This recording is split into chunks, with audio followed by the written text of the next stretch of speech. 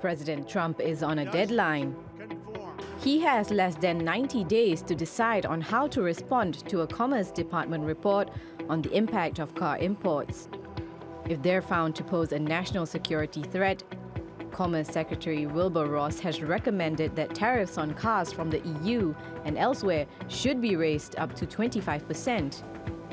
Trump isn't required to act on the recommendations, but he says his decision will depend on what happens with the EU. If we don't make the deal, we'll do the tariffs. Across the pond, European ministers are hoping to kick it into gear. We are preparing to be ready as we decided in the White House in July. So I hope that ministers soon will feel that they are ready to make that decision.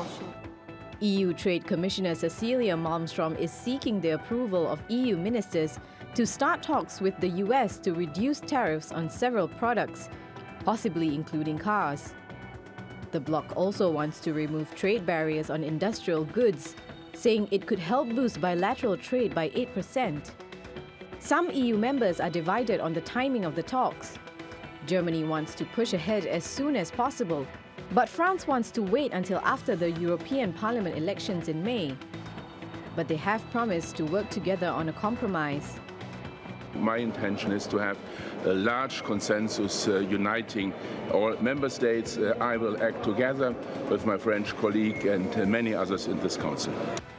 If the EU gets the green light it needs, it may be able to get a proposal to the Trump administration to put the brakes on more tariffs. Laila Humairah, TRT World. Let's get more on the story now with Kevin Ozebek from Brussels. Hi, Kevin. It seems like there's a lot of pressure on all sides to get the ball rolling on this US-EU trade agreement. How crucial is it that they get things started? Well, there's a lot of money at stake here. Also, time is ticking because do keep in mind, the European Commission, their time is coming to an end. This mandate is coming to a close. So in May, there's going to be European elections that will reshape the European Parliament, and then that in turn will reshape the European Commission. So the Trade Commissioner, Cecilia Malmström, is only in that position until November. So that's why she wants to get this done much sooner rather than later. Also, as the name of the show, money talks. If industrial tariffs are lowered or reduced to zero between the EU and the US, there'd be a pretty big boost in exports for each side. About 10% for both the US going to the EU in terms of exports, as well as EU exports going to the EU. So there is money to be made off of all of this if those tariffs are reduced. Yes, there has been a lot of talk about US President Donald Trump going through with his threat to slap tariffs on European cars. How worried are EU ministers about this? Well, worried, and especially worried if they are ministers in Germany, because the German car industry is just a pivotal component of the German economy. What's very interesting to note is you mentioned about those threats of auto tariffs from the U.S. president. Sebastian Kurz, the Austrian chancellor, was at the White House meeting with President Trump just earlier this week. They talked about the tariffs. President Trump continued to dangle that threat over the Austrian chancellor as well as the EU during that meeting. So everyone is waiting to see what he's going to say now that that report is in his hand. There has been some reporting out of Washington that maybe the U.S. president wants to keep that in his back pocket, regardless of what that report says, just because he could use that as a way to negotiate and get a better deal with the EU.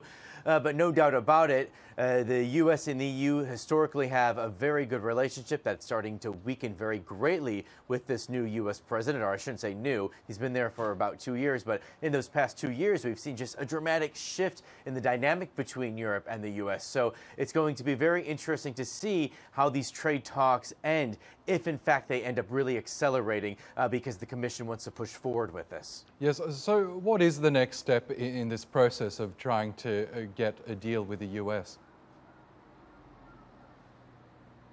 So this meeting in Romania was an informal meeting, so there was no vote from the ministers, but this will keep staying on the agenda, and eventually, if the economic and finance ministers approve this will go to the EU 27 leaders, the heads of state from all of the nations that make up the EU. So we'll eventually see this brought up at a European Council if the ministers want to push forward. But again, do remember, the clock is ticking here. The mandate of this current commission ends in November. After November, we'll see completely different players in that building behind me.